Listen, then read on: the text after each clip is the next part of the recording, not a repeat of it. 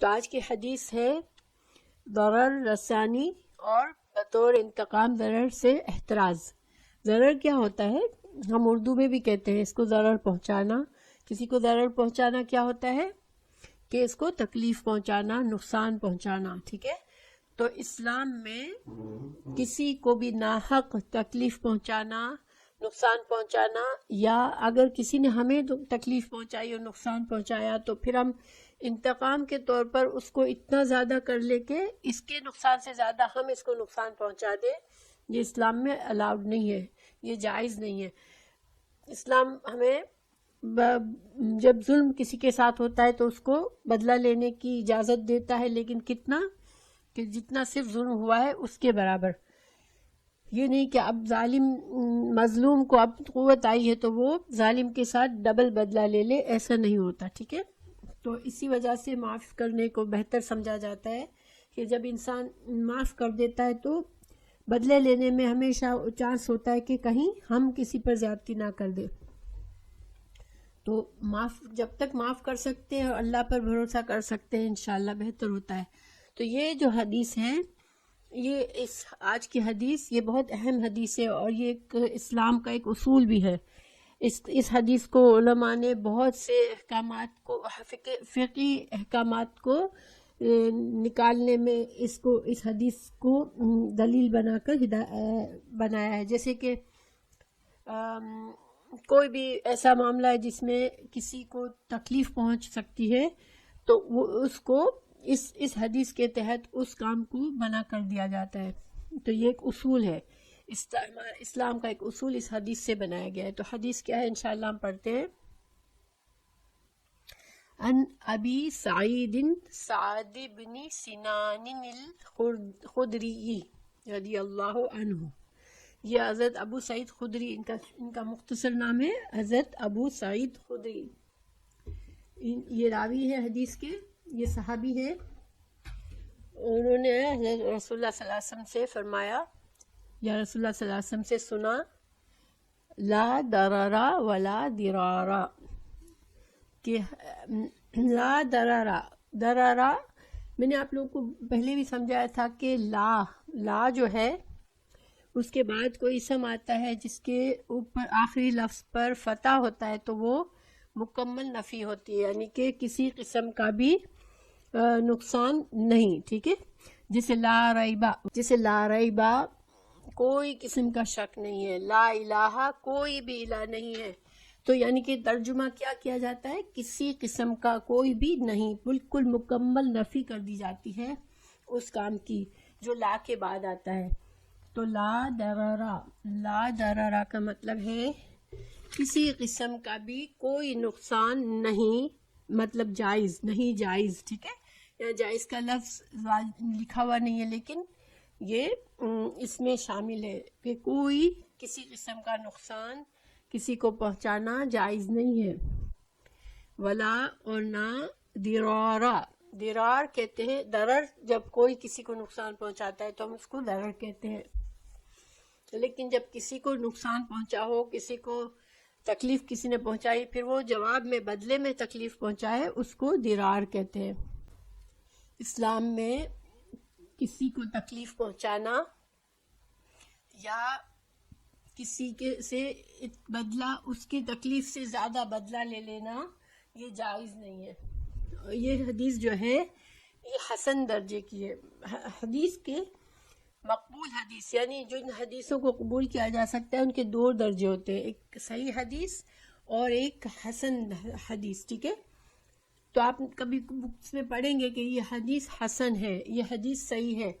تو حسن حدیث کیا ہوتی ہے کہ صحیح حدیث جو ہوتی ہے وہ ٹاپ درجے کی ہوتی ہے، یعنی کہ اس کے جتنے بھی، اس کی جو سند ہوتی ہے اس میں جتنے بھی راوی ہوتے ہیں وہ بہت ہائی لیول کے راوی ہوتے ہیں، بہت زیادہ بھروسے کے قابل، ان کی ریپوٹیشن، ان کا جو گریڈنگ ہوتی ہے یہ بہت ہائی لیول ہوتی ہے۔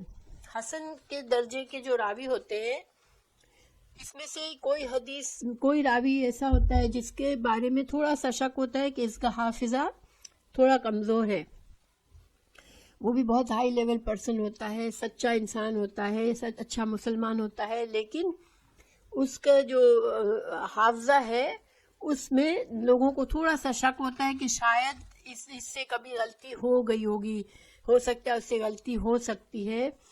تو جب ایسے راوی ہوتا ہے تو پھر کیا کرتے ہیں کہ اس حدیث کو فوراً نہیں قبول کرتے. پھر کیسے قبول کرتے ہیں کہ سیم بات جو ہے دوسرے راویوں سے بھی، دوسری حدیثوں میں بھی سیم بات کہی گئی ہو، یعنی بہت سارے مختلف سند سے بہت سارے راویوں نے یہ سیم بات کہی ہو، تو پھر یہ یقین ہو جاتا ہے کہ یہ آدمی جو ہے جس کے حافظے میں تھوڑا سا شک ہے، اس نے اس حدیث میں کوئی غلطی نہیں کی ہے، اس لیے کہ بہت سے اور راویوں نے بھی یہی بات بتائی ہے. ٹھیک ہے، تو ویسی حدیث کو حسن کہتے ہیں. حدیث بھی ضروری ہے کہ ہم اگر اس کو عمل کرتے ہیں تو ہمیں پتہ ہونا چاہیے کہ کون سی حدیث کو قابل قبول ہے اور کون سی نہیں ہے. تو کتابوں میں یہ دیکھنا ضروری ہوتا ہے جب حدیث کا ریفرنس ہوتا ہے تو کہ یہ حدیث کا درجہ کون سا ہے. تو صحیح حدیث لکھی ہوئی ہو یا حسن حدیث ہو تو وہ قابل قبول ہوتی ہے. ٹھیک ہے، تو اس نے آگے بتایا ہے راوی نے، یہ جو حدیث کے بعد سارا لکھا ہوا ہے کہ یہ حدیث جو ہے اس کو کہاں کون کون سے علماء نے اپنی کتابوں میں لکھا ہے. اور اس میں جو ہے امام مالک نے اپنی موطا میں بھی، امام مالک کو آپ جانتے ہیں، نام سنا ہوگا، وہ انہوں نے اپنی کتاب میں بھی اس کو درج کیا ہے، اور دارقطنی نے بھی لکھا ہے. ٹھیک ہے، تو یہ حدیث جو ہے بہت سی، ابن ماجہ نے اپنی کتاب میں لکھا ہے. تو یہ اس حدیث کو مختلف سند سے بہت سے راویوں نے لکھا ہے، اس وجہ سے یہ حدیث کیا ہے، حسن ہے. ٹھیک ہے، اوکے. اب حدیث میں کیا ترجمہ کیا ہے کہ آپ صلی اللہ علیہ وسلم نے کیا فرمایا کہ کسی کو ضرر پہنچانا، نہ ضرر کا انتقام لو. ٹھیک ہے، نہ ضرر پہنچاؤ، نہ ضرر کا انتقام لو.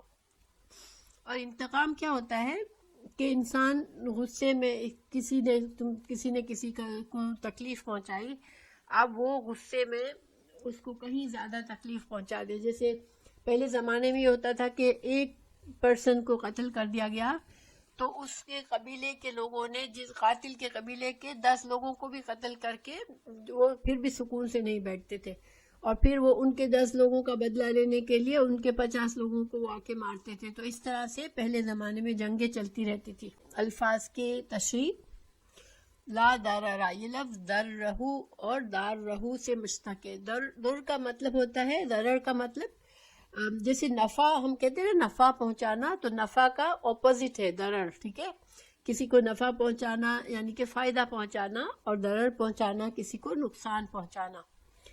تو اب آگے دیکھیں، اسلام جو ہے، اسلام ایک ایسا دین ہے جو انسانیت کی قدر کرنا سکھاتا ہے. اور ایمان جو ہے ہمارا، کہ کوئی اگر کہتا ہے میں مومن ہوں تو اس کے اندر اچھا اخلاق، شرم و حیا، سچائی، عدل، انصاف، اور کسی کو تکلیف نہ پہنچانا، یہ ساری خوبیاں ہونی چاہیے. یہ سارے ایمان کے جز ہیں.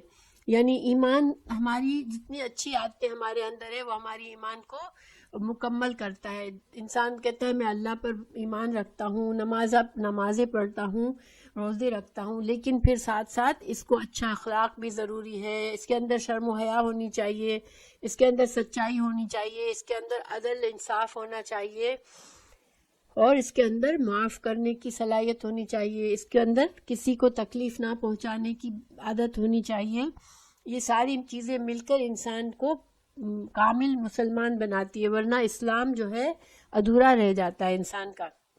اسلام میں بہت سی ایسی احادیث ہیں جس کے ذریعے ہمیں اس چیز کی اہمیت کہ کسی کو ہماری ذات سے کسی کو دکھ نہ پہنچے، اس کی بہت زور دیا گیا ہے. جیسے ایک اور حدیث ہے، آپ صلی اللہ علیہ وسلم نے فرمایا المسلم من سلم المسلمون من لسانہ و یدہ، کہ مسلمان وہ ہے جس کے ہاتھ اور زبان سے دوسرے مسلمان محفوظ ہو. تو مسلمان وہ ہے جس کے ہاتھ اور زبان سے دوسرے مسلمان محفوظ رہیں. کیا مطلب ہے کہ انسان نہ کوئی اپنے ہاتھ سے کسی کو تکلیف پہنچائے، وَإِيَّاكُمْ، نہ کوئی ایسا کام کرے جو اس کے ہاتھ سے کوئی ایسا کام نہ کرے جس سے دوسرے کو تکلیف پہنچے، نہ زبان سے ایسی بات کرے جس سے کوئی دوسرے کو تکلیف پہنچے۔ مسلمانوں کو ایک دوسرے کا بھائی بھائی کہا گیا ہے، تو انسان کسی کو تکلیف نہ دے۔ ویسے تو انسان ہمیں یہ بھی اجازت نہیں دیتا اسلام کہ ہم غیر نان مسلم کو بھی تکلیف پہنچائے، اپنے زبان سے اپنے عمل سے تمام انسانوں کے ساتھ ہمیں بھلا کرنا ہے، لیکن خاص طور سے مسلمان کو تکلیف نہیں پہنچاتا۔ یہ ایمان کا حصہ بنا دیا گیا ہے، ٹھیک ہے۔ یہاں پر مسلمان ہونے کی شرط کیا بتائیے کہ اگر تم خود کو مسلمان کہتے ہو تو پھر تمہاری زبان اور تمہارے ہاتھ سے کوئی اور مسلمان کو کوئی تکلیف نہ پہنچے، ٹھیک ہے۔ تو اس کا مطلب ہے کہ یہ مسلمان ہونے کا ایک حصہ ہے۔ اگر ہم دعویٰ کرتے ہیں کہ ہم مسلمان ہیں تو یہ خوبی ہمارے اندر ہونی چاہیے۔ اور انسان دیکھیں زبان سے دوسروں کو تکلیف پہنچانا بڑا آسان ہوتا ہے، انسان بغیر سوچے سمجھے بعض اوقات ہم ہنسی مذاق میں بھی ایسی بات کر جاتے ہیں جو دوسروں کسی اور کے دل کے لیے تکلیف دہ ہو جاتی ہے۔ تو زبان کا تو بہت زیادہ ہمیں زور دیا گیا ہے کہ زبان کی حفاظت کریں ہم۔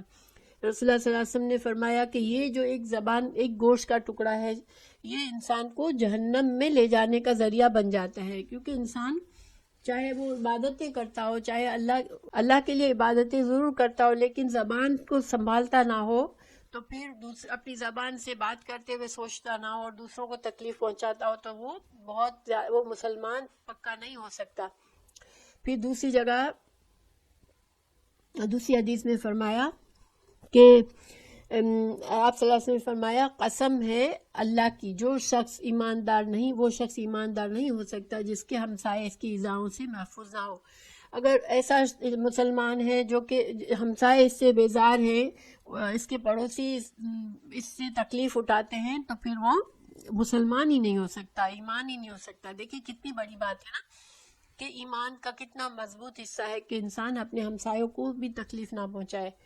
پھر اللہ سبحانہ تعالیٰ نے اسلام جو ہے کسی کو ضرر پہنچانا جائز نہیں رکھتا، اور مسلمانوں پر کوئی مسلمان دوسرے مسلمانوں پر زیادتی کی اجازت نہیں دی گئی ہے کسی کو۔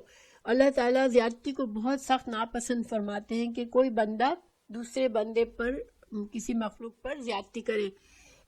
دیکھیں ایک حدیث میں ہے کہ اللہ تعالیٰ کا انصاف ایسا ہے کہ جانور جو ہے، دیکھیں انسان تو مرنے کے بعد ان کا حساب کتاب ہوگا، جہنم میں جنت میں جائیں گے، لیکن جو جانور ہیں ان کو تو بس اس دنیا کی زندگی ہے، اس لیے کہ وہ تو اکاؤنٹیبل نہیں ہے نا کہ انہوں نے کیا کیا۔ لیکن اگر کسی بکری کو سینگ دیے اللہ نے، کسی کو نہیں دیے، اب سینگ والی بکری نے بغیر سینگ والی بکری کو مارا ہوگا تو وہ اللہ تعالیٰ اتنا انصاف جانوروں میں بھی کرے گا کہ ان کو آخرت میں دونوں کو اس کو بدلہ دینے کا موقع ملے گا کہ جس کا سینگ نہیں تھے وہ اس کو مار لے، پھر وہ فنا ہو جائیں گے۔ سبحان اللہ۔ یعنی کہ اسلام جو ہے اللہ سبحانہ تعالیٰ کو بہت پسند ہے کہ اللہ کی مخلوق کے ساتھ عدل اور انصاف کیا جائے، زیادتی کسی کے ساتھ نہ ہو۔ تو جب اللہ تعالیٰ نے دیکھیں بہت سی جس کو جتنی زیادہ نعمتیں دنیا میں اللہ دیتا ہے تو پھر اسی لیے اس کا حساب بھی زیادہ ہوگا، کیونکہ ہر نعمت کا سوال کیا جائے گا۔ تو ایک حدیث ہے کہ جو مسکین لوگ ہیں، جو دنیا میں مسکین ہیں، جن کے پاس کچھ نہیں ہے مگر وہ اللہ کو ماننے والے ہیں، اللہ کے فرما بردار ہیں، تو وہ 500 سال پہلے جنت میں چلے جائیں گے دوسرے مسلمانوں کے مقابلے میں، کیونکہ اللہ تعالیٰ نے ان کو بہت کم چیزیں دنیا میں دی تھی، تو ان کا حساب کتاب بھی آسان ہوگا۔ تو سبحان اللہ سبحانہ تعالیٰ کہ ہاں ہر چیز میں عدل و انصاف ہے۔ تو بہرحال اللہ تعالیٰ نے ایون دشمن سے لڑتے ہوئے جب مسلمان کی جنگ چل رہی ہو دشمنوں سے، اس وقت بھی اللہ تعالیٰ نے انصاف کرنے کا حکم دیا ہے کہ اس میں بھی زیادتی نہیں ہو، ٹھیک ہے۔ دیکھیں جنگ میں بھی زیادتی کی اجازت نہیں ہے، اور اس میں قرآن میں بہت سے اس کے مثالیں ہمیں ملتی ہیں جس میں اللہ سبحانہ تعالیٰ نے جنگی حالات میں بھی تکلیف پہنچانے سے منع فرمایا۔ دیکھیں ایک ہے اعوذ باللہ من الشیطان الرجیم وَقَاتِلُوا فِي سَبِيلِ اللَّهِ الَّذِينَ يُقَاتِلُونَكُمْ وَلَا تَعْتَدُوا إِنَّ اللَّهَ لَا يُحِبُّ الْمُعْتَدِينَ۔ تم اللہ تعالیٰ کی راہ میں ان لوگوں سے قتال کرو جو تم سے لڑتے ہیں، اور زیادتی نہ کرو، بے شک اللہ تعالیٰ زیادتی کرنے والوں کو پسند نہیں کرتا۔ تو اللہ تعالیٰ کو یہ نہیں پسند کہ مسلمانوں کو اللہ تعالیٰ نے فار ایگزامپل مضبوط حکومت دے دی تو اب وہ پکڑ پکڑ کے نان مسلموں کو مارنا شروع کر دے. یہ زیادتی کہیں بھی الاؤڈ نہیں ہے. ایون قتال میں بھی، جنگ میں بھی زیادتی نہیں الاؤڈ ہے. اگر جنگی قیدی بھی پکڑے جاتے ہیں تو ان کے ساتھ بھی برا سلوک کرنا الاؤڈ نہیں ہے. آپ کو پتہ ہے کہ جب اسلام میں اب ایک ہی طریقہ ہے، غلام بن سکتا ہے کوئی انسان کہ وہ مسلمان سے لڑنے کے لیے آئے اور مسلمان فوج اس کو گرفتار کر لے، پھر وہ مسلمانوں کا غلام بن جاتا ہے. تو ایون جب غلام بھی بنتے تھے تو ان کو اسلام میں اتنے سختی کے ساتھ ان کے ساتھ برابری کی جاتی تھی اور ان کو اتنا اچھی طرح سے رکھا جاتا تھا کہ وہ جیسے آج کل تو ہم سوچ بھی نہیں سکتے کہ کتنا غلام کے ساتھ اچھا رویہ کرنا پڑتا تھا. ان لوگوں کو بالکل برابری کا معاملہ کرنا پڑتا تھا. تو اسلام میں دوسری جگہ اللہ تعالیٰ نے فرمایا وَلَا يَجْرِمَنَّكُمْ شَنَآنُ قَوْمٍ أَن صَدُّوكُمْ عَنِ الْمَسْجِدِ الْحَرَامِ أَن تَعْتَدُوا. جن لوگوں نے تمہیں مسجد حرام سے روکا، ان کی دشمنی تمہیں زیادتی پر نہ اکسائے. آپ کو پتہ ہے کہ مسلمانوں کو جب مکہ میں مدینہ چلے گئے، اب مکہ پر قریش کا قبضہ تھا تو مسلمانوں کو حج عمرہ کے لیے نہیں آنے دیتے تھے وہ ان کو. حالانکہ اس زمانے میں یہ قاعدہ تھا کہ کوئی مشرک کو بھی کسی کو بھی خانہ کعبہ میں آنے سے نہیں روک سکتا تھا، کیونکہ اس کو اللہ کا گھر تو مانا جاتا تھا اس وقت بھی، لیکن مسلمانوں کو نہیں آنے دیتے تھے. یہ ایک بہت بڑا ظلم کر رہے تھے مسلمانوں پر. لیکن اللہ سبحانہ تعالیٰ نے فرمایا کہ یہ لوگ تو تم کو روک رہے ہیں، مگر اس میں غصے میں تم ان لوگوں کے ساتھ کوئی دشمنی میں زیادتی نہ کر جاؤ کہ تمہیں غصہ آئے اور تم ان کے خلاف کچھ زیادتی کر لو. تو کتنی بڑی بات ہے نا کہ دشمن کے ساتھ بھی اللہ تعالیٰ نے خاص سمجھایا کہ ان کا جرم تو ہے کہ وہ تم کو روک رہے مسجد سے، مگر تم ان کے ساتھ کہیں اس دشمنی میں زیادتی نہ کر بیٹھو. پھر دوسری جگہ اللہ تعالیٰ نے فرمایا فَمَنِ اعْتَدَى عَلَيْكُمْ فَاعْتَدُوا عَلَيْهِ بِمِثْلِ مَا اعْتَدَى عَلَيْكُمْ. یہاں پر اللہ تعالیٰ نے اجازت دی بدلہ لینے کی. یہ کسی تم پر زیادتی کرے کوئی تو تم بھی اسے اسی قدر زیادتی کرو جس قدر اس نے تم سے زیادتی کی ہے. اور زور کس بات پر ہے؟ اسی قدر، یعنی کہ اس سے زیادہ تم نہیں بڑھ سکتے. جتنا تمہارے ساتھ زیادتی ہوئی تم اس سے بدلہ اگر لینا ضروری ہے تو بس اتنا لو جتنا اس نے زیادتی کی. یہ سورہ بقرہ کی آیت 194 ہے. تو سبحان اللہ، لوگ آج اسلام کو اتنا بدنام کرتے ہیں، لیکن اسلام کو دیکھیں کہ اسلام میں کہیں سے کوئی زیادتی الاؤڈ نہیں ہے، کہیں سے دوسروں کو تکلیف دینا الاؤڈ نہیں ہے. رسول اللہ صلی اللہ علیہ وسلم کے پاس ایک بار یہودی آئے اور انہوں نے یہودی کیا کرتے تھے آپ کو پتہ ہے، ہم نے قرآن میں بھی ہم نے پڑھا کہ وہ زبان کو ٹیڑھ میڑ کے باتیں ایسی کرتے تھے جو زومانی باتیں کرتے تھے. آپ صلی اللہ علیہ وسلم کے بارے میں برے الفاظ کرتے تھے، مگر زبان کو ایسا کرتے تھے لا تقولوا راعنا وقولوا انظرنا، کہ تم رائنا مت کہو. اللہ تعالیٰ نے مسلمانوں سے کہا کہ رائنا مت کہو، کیونکہ رائنا جو تھا وہ اس کے ذریعے وہ رائنا کہہ کر آپ صلی اللہ علیہ وسلم کے بارے میں بد کلامی کرتے تھے. تو اللہ تعالیٰ نے مسلمانوں کو بھی چوکنا کر دیا کہ یہ رائنا مت کہو، تاکہ یہودیوں کو بھی چپ کرنا پڑے، کیونکہ یہودی تم بولو گے وہ بھی بولیں گے تو وہ تو غلط بولتے ہیں اور آپ صلی اللہ علیہ وسلم کی شان میں گستاخی کرتے ہیں. تو پھر اللہ تعالیٰ نے مسلمانوں سے بھی کہا کہ تم انظر نہ کہو، یعنی ہماری رعایت کریں. مسجد دیکھیں مجلس میں کہ جیسے کوئی بات کر رہا ہے، اب کسی کو سمجھ نہیں آئی تو کہے گا پلیز ریپیٹ کر دیں، بات کو ذرا سا دوبارہ سمجھا دیں. تو یہ انظرنا اسی معنی میں ہوتا ہے کہ ذرا ہماری رعایت کر دیں، ہمیں بات کو سمجھا دیں. تو یہودی جان بوجھ کر رائنا بولتے تھے اور رائنا سے وہ آپ کی شان میں گستاخی کرتے تھے. تو بہرحال ان کا ایک اور طریقہ یہ تھا کہ آ کر السلام علیکم کہنے کے بجائے کیا کہتے تھے؟ السلام علیکہ، السلام علیکم. یہ دیکھیں اسلام میں کیا ہے؟ السلام علیکم. تو یہ السلام علیکم کہتے تھے، اور السلام علیکم کا مطلب ہوتا ہے کہ تم پر موت آئے. ٹھیک ہے، یہ ایک بددعا ہے، بددعا کا کلمہ ہے. اب حضرت رسول اللہ صلی اللہ علیہ وسلم کے پاس ایک بار کچھ یہودی آئے اور انہوں نے السلام علیکم کہا تو حضرت عائشہ نے سن لیا. ان کو بڑی تکلیف ہوئی کہ رسول اللہ صلی اللہ علیہ وسلم کی شان میں ایسی گستاخی کر رہے ہیں یہ لوگ اور آپ کو بد دعا دے رہے ہیں. تو حضرت عائشہ سے نہ رہ سکی اور انہوں نے جواب میں کہا بل علیکم السلام ولعنت، کہ بلکہ تم پر موت آئے اور تم پر اللہ کی لعنت ہو. تو اور دوسری ایک حدیث میں کہا گیا کہ آپ حضرت عائشہ نے یہ کہا السلام علیکم ولعنکم اللہ وغضب علیکم، کہ تم پر موت آئے، تم پر اللہ کی لعنت ہو اور تم پر اللہ غضبناک ہو. تو یہ حضرت عائشہ ظاہری باتیں رسول اللہ صلی اللہ علیہ وسلم سے ان کو بہت محبت تھی اور ان سے برداشت نہیں ہو سکا کہ ان کو کوئی بددعا کا کلمہ کہا ان لوگوں نے. تو حضرت عائشہ نے غصے میں ان کو یہ جواب دیا. تو اب رسول اللہ صلی اللہ علیہ وسلم نے حضرت عائشہ کو ایک طرح سے تنبیہ کر دی. آپ نے ان کو منع کرا. آپ نے کہا ماہ یا عائشہ، ماہ کا مطلب ہوتا ہے چھوڑو، بس بند کرو یا نہ کرو، یا اس طرح سے جیسے ٹوک دینا. تو حضرت عائشہ کو ٹوک دیا حضرت رسول اللہ صلی اللہ علیہ وسلم نے اور فرمایا فَإِنَّ اللَّهَ لَا يُحِبُّ الْفَحْشَ وَالتَّفَحُّشَ، کہ اللہ تعالیٰ فحش گوئی کو پسند نہیں کرتا، اللہ تعالیٰ بد کلامی کو پسند نہیں کرتا. تم بد کلامی مت کرو. حضرت عائشہ کو آپ صلی اللہ علیہ وسلم نے روک دیا. تو حضرت عائشہ نے ان سے فرمایا یا رسول اللہ کہ آپ نے دیکھا نہیں انہوں نے کیسی آ کے بدتمیزی کی، آپ کو بد دعا دی، تو پھر میں کیسے نہ ان کو کچھ بولوں. تو رسول اللہ صلی اللہ علیہ وسلم نے فرمایا کہ دیکھو ان کی جو بد دعا میرے لیے ہے وہ اللہ قبول نہیں کرتا، ٹھیک ہے. ان کی بد دعا مسلمانوں کے لیے قبول نہیں ہوتی، نان مسلمز کی، لیکن ہماری بد دعا ان پر قبول ہوتی ہے. تو رسول اللہ صلی اللہ علیہ وسلم نے ان کو کیا جواب دیا تھا جب انہوں نے السلام علیکم کہا تھا؟ تو آپ صلی اللہ علیہ وسلم نے فرمایا وعلیکم، ٹھیک ہے. آپ نے کچھ اور نہیں کہا، صرف وعلیکم. وعلیکم کا مطلب ہوتا ہے اور تم پر، ٹھیک ہے. یعنی آپ صلی اللہ علیہ وسلم نے صرف لوٹا دیا ان کی بد دعا کو، ان پر لوٹا دیا کہ انہوں نے کہا کہ آپ پر نعوذ باللہ آپ پر موت آئے، تو آپ صلی اللہ علیہ وسلم نے کیا کہا اور تم پر.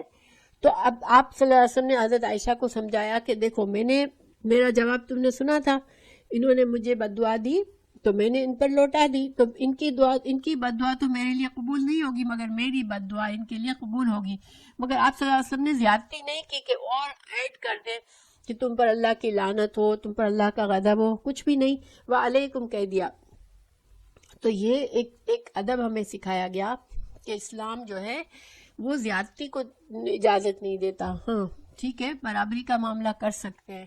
پھر شوہر اور بیوی کے معاملے میں بھی قرآن میں خاص طور سے واضح طور پر بتا دیا کہ شوہر بیوی پر ظلم اور زیادتی نہ کرے. مطلب کیا ہے کہ اگر کوئی شوہر کو بیوی پسند نہیں ہے تو وہ کیا کرتے تھے پہلے زمانے میں کہ اس کو طلاق بھی نہیں دیتے تھے اور اس کو اپنے گھر میں رکھ کر اس سے اچھا تعلق بھی نہیں رکھتے تھے، اس پر ظلم و زیادتی کرتے تھے اور شوہر بیوی کا تعلق بھی اس سے نہیں جوڑتے تھے.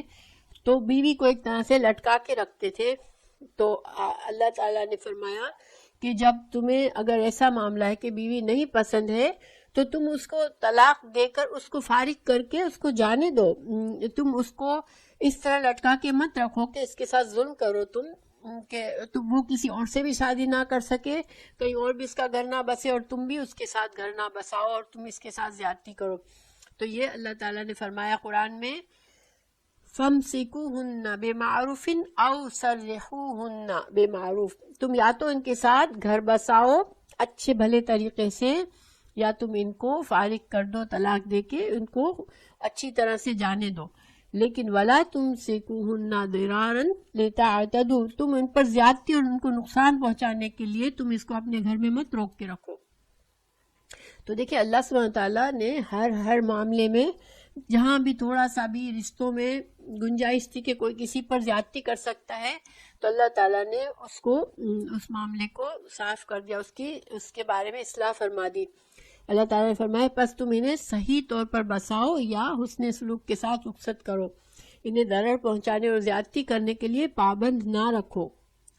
تو اسی طرح کسی کی وفات کے بعد اس کی جائیداد تقسیم کرتے وقت بھی اللہ تعالیٰ نے فرمایا کہ کسی کو ضرر پہنچانے کی خاطر اس کے مقررہ حصے میں کمی کرنے کی اجازت نہیں دی ہے. یعنی کہ اگر کسی نے وصیت کی، اب اس وصیت کو میں کوئی میت کے جانے کے بعد اس وصیت میں پہلا حق ہوتا ہے کہ میت کا قرضہ ادا کیا جائے، اور پھر میت کے جو جیسے میت نے وصیت خاص وصیت کی ہو 1/3 تک اللہ تعالیٰ نے اجازت دی ہے کہ وہ کسی کو اپنا مال دے سکتا ہے، بشرطے کہ وہ ان لوگوں میں سے نہ ہو جن کو آلریڈی حصہ اللہ نے مقرر کیا ہے، تو وہ بھی جائز ہے۔ تو اگر مرنے والے نے وصیت کی ہے کہ میرے مال کا 1/3 میں میرے فلاں دور کے رشتہ دار کو ضرورت مند کو دینا چاہ رہا ہوں، تو کوئی اس کو بدلے نا کہ اب وارث ہے، اس کے بیٹے ہیں، جیسے مرنے والے کے بیٹے ہیں۔ تعتدو، عدو ہوتا ہے دشمنی کرنا، زیادتی کرنا، ٹھیک ہے؟ تو تعتدو یعنی خاص طور سے تم اس کو نقصان نہ پہنچاؤ، یہ ہے تعتدو، ٹھیک ہے؟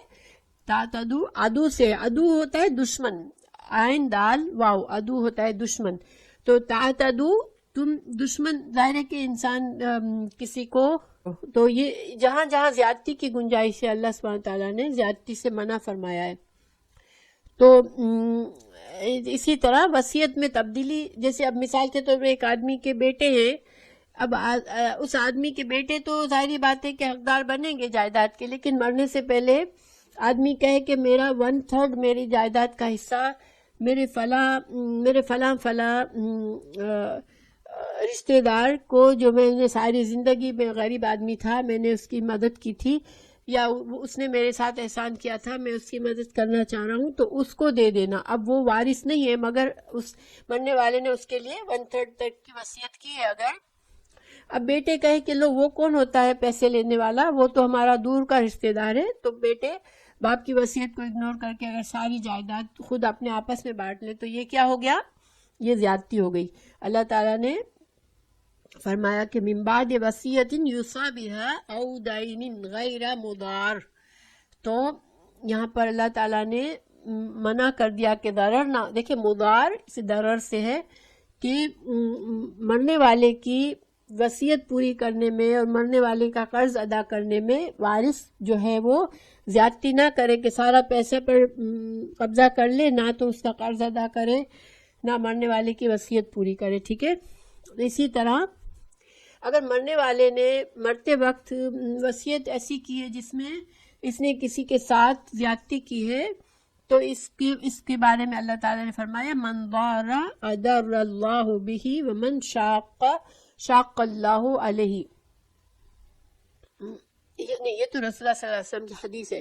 یہاں پر ہے اگر مرنے والے نے کوئی خلاف شرع وصیت کر دی ہو، یا آمدن کسی وارث کے حصے میں کمی کرنے کی کوشش کی ہو، یا نقصان پہنچانے کی خاطر وصیت کی ہو، تو پھر وہ جائز نہیں ہے۔ پھر وہ وصیت کو اس کے وارثوں کو چاہیے کہ اس وصیت کو صحیح کر لیں اور اللہ کے احکامات کے مطابق صحیح اس کو بانٹے۔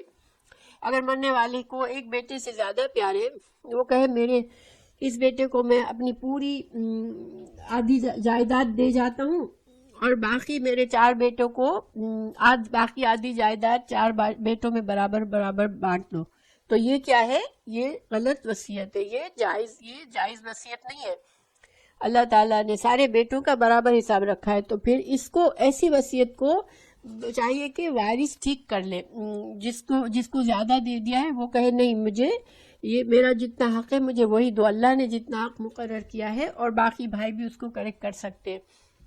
تو مگر کسی صورت میں بھی زیادتی کی اجازت نہیں۔ رسول اللہ صلی اللہ علیہ وسلم نے، چونکہ زیادتی اور ظلم جو ہے بہت بری چیز ہے، تو آپ صلی اللہ علیہ وسلم نے فرمایا من ضار اضر اللہ بہ من شاق اللہ علیہ، جو شخص کسی کو ضرر پہنچائے اس کے بدلے میں اللہ تعالیٰ اسے نقصان پہنچائے گا، اور جو کسی کو مشقت میں ڈالے اس کے بدلے میں اللہ تعالیٰ اسے مشقت میں ڈالے گا۔ یہ بہت بڑی وارننگ ہے۔ تو اس کا مطلب ہے ہم انسان کسی کے ساتھ کچھ کر رہا ہے زیادتی، تو سوچ لے کہ اللہ سب سے بڑا ہے، اور اللہ اس پر بھی پھر وہی عمل کر سکتا ہے، اس کے ساتھ وہی معاملہ کر سکتا ہے۔ اللہ تعالیٰ ہم سب کو محفوظ رکھے۔ تو ضرر، جیسے میں نے کہا کہ یہ حدیث جو ہے ایک بہت بڑا اہم اصول ہے کہ کوئی انسان اسلام میں جائز نہیں ہے کسی کو تکلیف پہنچانا، تو اس وجہ سے اس قاعدے کے تحت بہت سے فقہی مسائل اس علماء نے نکالے ہیں۔ ہاں بالکل، اللہ تعالیٰ ہم سب کو زبان، خاص طور سے ہماری زبان کی حفاظت کرنے کی توفیق دے کہ ہم زبان سے بھی کسی کے بارے میں ایسی بات نہ کریں جو کہ اللہ کے نزدیک زیادتی ہو. دیکھیں بعض اوقات ہم سمجھتے ہیں ہر انسان اپنے لیے تو بس اچھا ہی سوچتا ہے نا. ہم سمجھتے ہیں نہیں مجھے فلاں پرسن سے مجھے یہ رویہ چاہیے، فلاں کو میرے لیے یہ کرنا چاہیے. تو اگر وہ انسان ہماری توقعات کے مطابق نہیں کرتا تو ہم جو ہے اس کے ساتھ زیادتی کر بیٹھتے ہیں، ہم اس کے بارے میں غلط باتیں کر بیٹھتے ہیں. لیکن ہمیں یہ دیکھنا چاہیے کہ حق بات کیا ہے. ہماری خواہشات کے مطابق کوئی کرتا ہے یا نہیں، یہ نہیں دیکھنا چاہیے. ٹھیک ہے، خاص طور سے رشتوں میں انسان کو بہت ہائی ایکسپیکٹیشنز ہوتی ہے. بعض لوگوں کو عادت ہوتی ہے کہ بڑی ہائی ایکسپیکٹیشنز رکھتے ہیں جن لوگوں سے ان کی رشتہ داری ہوتی ہے. پھر وہ ایکسپیکٹیشن اگر پوری نہیں ہوتی تو وہ باتیں بناتے ہیں، زیادتی پر اتر جاتے ہیں، لڑائی جھگڑا کرتے ہیں اور غلط باتیں سناتے ہیں. لیکن انسان کو ہمیشہ بہتر یہ ہوتا ہے کہ انسان اپنے اندر جھانک لے کہ میں تو کہیں زیادتی نہیں کر رہا ہوں. اگر دیکھیں انسان کو بائی نیچر ہمیشہ خود اپنے آپ کو ہی مظلوم سمجھتا ہے. ٹھیک ہے، لیکن ذرا سا ہم غور سے دیکھیں تو پھر ہمیں اللہ تعالیٰ بتا دیتے ہیں کہ نہیں صحیح تو ہے، وہ انسان ہمارے ساتھ صحیح کر رہا ہے، ہم غلط ہیں. ہم کو اپنی غلطی کو جانچنا چاہیے، کوشش کرنا چاہیے. اس لیے کہ اگر ہم نے غلطی کر لی دنیا کے مختصر فائدے کے لیے اور کسی پر زیادتی کر لی تو ہم کو پھر ہمارے ساتھ زیادتی ہو جائے گی، اللہ نہ کرے. تو ہمیں بس دوسروں کا معاملہ ان پر ہے. دیکھیں بہتر یہ ہوتا ہے انسان کہ ہاں بالکل بہتر یہ ہوتا ہے کہ انسان جو ہے ٹھیک ہے چلو کسی اور کو زیادہ مل گیا، مجھے کم مل گیا، کوئی بات نہیں، صبر کر لے تاکہ کہیں ایسا نہ ہو کہ اپنا حق لینے میں ہم کسی سے زیادتی کر بیٹھے، کہ ہم سمجھے کہ ہمارا حق زیادہ ہے اور اصل میں ہمارا حق زیادہ نہ ہو اور ہم ہی خود زیادتی کر رہے ہوں. تو انسان کو اپنے اوپر کڑی نظر رکھنی چاہیے. عقل مندی یہ ہے کہ ہمارا محاسبہ ہو اس سے پہلے ہم اپنا محاسبہ خود کر لیں، یہ عقل مندی ہے. اگر ہم اپنے آپ کو، جیسے ہم دوسروں کو بہت سختی سے جج کرتے ہیں، فلاں ایسا ہے، فلاں ایسا ہے، فلاں ایسا ہے، فلاں یوں کرتا ہے، فلاں یوں کرتا ہے، مگر ہم اپنے آپ پر بہت کم کڑی نظر رکھتے ہیں. لیکن عقل مند وہ یہ ہے جو اپنا محاسبہ پہلے کرے، اپنے اوپر کڑی نظر رکھے. دیکھیں اگر ہم سے کسی کو فائدہ پہنچ جائے گا تو انشاءاللہ وہ ہمارے لیے اجر و ثواب کا ذریعہ بنے گا. لیکن ہم سے کسی کو نقصان پہنچ جائے گا اور ہم نے غور بھی نہیں کیا ہوگا تو یہ ہمارے لیے بہت نقصان دہ ہو سکتا ہے. اس لیے کہ جو بندوں کے معاملات ہیں وہ اللہ تعالیٰ کے معاملات میں اگر ہم کمی کریں گے تو اللہ تو ہے بہت رحیم ہے، اللہ تعالیٰ معاف فرما سکتے ہیں اور اللہ تعالیٰ اپنے فضل سے ہماری توبہ قبول کر سکتے ہیں، ہم کو معاف کر سکتے ہیں. لیکن اگر بندوں کے ساتھ ہم نے زیادتی کی ہوگی، بندوں کا دل دکھایا ہوگا تو اس کا حساب پھر اللہ تعالیٰ بندوں پر ہی چھوڑے گا کہ ٹھیک ہے اب اس بندے کو اجازت دی جائے گی جس کے ساتھ ہم نے ظلم کیا ہے کہ اب تم اس سے اب ظاہر ہے وہاں تو ہمارے پاس پیسہ دولت کچھ بھی نہیں ہوگا نا، آخرت میں انسان کے پاس کیا ہوگا؟ تو پھر سب سے بد نصیب وہ انسان ہوگا جس نے بڑی نمازیں پڑھی ہوں گی، بڑے روزے رکھے ہوں گے اور جائے گا بڑے دن کہ اس کو ہوگا کہ میں نے عبادتیں کی ہیں خوب، لیکن جب پھر ان کو لایا جائے گا جن کے ساتھ اس نے بد اخلاقی کی ہوگی، جن کے ساتھ اس نے برا سلوک کر کے جن کا دل دکھایا ہوگا، جن کے بارے میں کچھ غلط کام کیے ہوگے، تو ان لوگوں کو پھر کہا جائے گا کہ ٹھیک ہے اب تم ان کی نیکیوں کو لے جاؤ. تو وہ لوگ دوسرے لوگ اس کی نیکی، مظلوم جو ہے جس کو ہم نے کچھ نقصان پہنچایا ہوگا، جس کے بارے میں ہم نے غلط بات کی ہوگی، اس کو پھر ہماری نیکیاں دی جائے گی، اللہ نہ کرے. اور ایسا بھی ایک شخص ہوگا جو بدقسمت ہوگا کہ اتنی ڈھیر ساری نیکیاں لے کر جائے گا اور اس نے کسی پر زیادتی کی ہوگی تو اس کی ساری نیکیاں وہاں چلی جائے گی، پھر بھی حساب برابر نہیں ہوگا. تو جو گناہگار آدمی ہوگا اس کے گناہ اس پر ڈال دیے جائیں گے، نعوذ باللہ. دیکھیں کین یو امیجن، وہاں پر تو انسان کچھ بھی نہیں کر سکتا. یہاں پر ہمارے پاس وقت ہے، ہم اپنے اندر جا کے ہم اپنے اندر دیکھیں کہ ہم تو کسی کے ساتھ زیادتی نہیں کریں. دیکھیں زبان جو ہے نا، خاص طور سے زبان کو بہت ہی احتیاط سے استعمال کرنا ہے. ہمیں احساس نہیں ہوتا کہ ہم زبان کو کہاں کہاں غلط استعمال کر جاتے ہیں. بس ہم جب بولنے پر آتے ہیں تو بولتے چلے جاتے ہیں.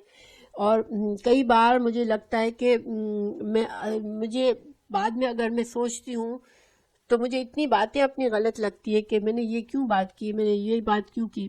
میں آپ لوگوں کو بتاتی ہوں، بچپن میں میرے ایک ٹیچر تھے، انہوں نے مجھے کہا تھا بیٹا دیکھو، جب تم سونے کے لیے جاؤ تو 2 منٹ سوچ لیا کرو کہ آج کے دن میں نے کبھی کسی کا دل تو نہیں دکھایا، کوئی ایسا کام تو نہیں کیا جس کی وجہ سے کسی کو تکلیف پہنچی ہو. اگر تم نے ایسا کیا ہو تو پھر اس معاملے کو صاف کر لیا کرو. تو یہ مجھے انہوں نے سکھایا تھا. میں اتنی چھوٹی سی تھی، ان کی بات مجھے آج تک میرے کانوں میں آتی ہے، اور میں نے باقاعدہ بچپن میں جیسے میں نے اتنا زیادہ ان کی بات کو مانا کہ میں سوتے وقت بیٹھ کے باقاعدہ سوچتی تھی کہ آج کے دن میں نے کیا کیا، میں نے کسی کے ساتھ کوئی بات غلط تو نہیں کی، کچھ نہیں کیا. وہ الحمدللہ وہ عادت ابھی تک میرے اندر ہے کہ میں کہیں محفل میں جاتی ہوں، آتی ہوں، لوگوں سے ملتی ہوں، اور میں پھر سوچتی ہوں کہ میں نے کچھ غلط بات تو نہیں کی. کبھی کسی سے لڑائی ہو گئی، ظاہر گھر میں اپ ڈاؤن ہوتے ہیں، شوہر سے کوئی بات ہو گئی تو میں بیٹھ کے سوچتی رہ جاتی ہوں کہ میں نے کہاں غلطی کی. اور الحمدللہ مجھے لگتا ہے کہ یہ اللہ تعالیٰ ان کو جنت نصیب کرے. مجھے لگتا ہے اب تو وہ اس دنیا میں نہیں ہوں گے شاید، اور اگر ہوں گے تو اللہ تعالیٰ ان کے لیے آسانیاں کرے کہ انہوں نے مجھے اتنی اچھی نصیحت کی اور کہ وہ مجھے ہمیشہ یاد رہتے ہیں. کافی بڑی عمر تھی ان کی اور میں بہت چھوٹی تھی اس وقت. وہ گھر میں آتے تھے پڑھانے کے لیے، تو مگر مجھے ان کی وہ بات ہمیشہ یاد رہتی ہے، اور میں سوچتی ہوں اللہ تعالیٰ ان کی مغفرت کرے کہ انہوں نے مجھے اچھی بات بتا کے گئے. اور دیکھیں بعض اوقات یہ بات اچھی نہیں لگتی انسان کو، اپنے آپ اندر جا کے اپنے آپ کو ہم ملامت کرتے رہیں، اس لیے کہ اس سے انسان بے چین ہو جاتا ہے. تو ہم کیا کرتے ہیں کہ سوچتے ہی نہیں ہیں کہ چلو چھوڑو، جو بات ہم سے کچھ غلط ہو بھی گئی، تھوڑا سا ہمارے ضمیر نے ذرا سا چونکا لگایا، مگر ہم اس کو نظر انداز کر دیتے ہیں، کیونکہ ایسا سوچنے سے بے چینی ہو جاتی ہے انسان کو. لیکن یہ بے چینی بہتر ہے کہ اس کے ذریعے انسان اپنی اصلاح کر لے، بجائے اس کے کہ ہم بالکل بے خیالی میں زندگی گزار لیں، اور پتہ چلا کہ ہم اللہ کے پاس پہنچے تو ہماری جو تھوڑی چھوٹی موٹی نیکیاں ہے وہ بھی کسی اور کو نہ دے دی جائے، اللہ نہ کرے. تو اس کا بہت خیال رکھنا ہے، خاص طور سے ہمارے رشتوں میں، ہمارے جو کلوز کے فرینڈز ہیں، دوست ہیں، یا جن سے ہمارا زیادہ واسطہ پڑتا ہے، ہمیں ان کے ساتھ بہت احتیاط کرنی ہوتی ہے. تو انشاءاللہ ہماری آج کی یہ حدیث کا لیسن پورا ہوا. اللہ تعالی ہمیں توفیق دے کہ ہم اپنے اعمال پر نظر رکھنے والے بنیں، اور ہم برائیوں سے بچنے والے بنیں، اور ہم اپنے نفس کی تزکیہ کرنے والے بنیں، اور ہم اپنے ایمان کی فکر کرنے والے بنیں. اس لیے کہ ایمان کامل جب ہی ہوتا ہے جب انسان یہ ساری باتوں کو سوچتا ہے، اس پر عمل کرتا ہے. ٹھیک ہے، صرف کلمہ پڑھ لینا یا صرف نمازیں پڑھ لینا ہم کو پکا مسلمان نہیں بناتا. ہم کو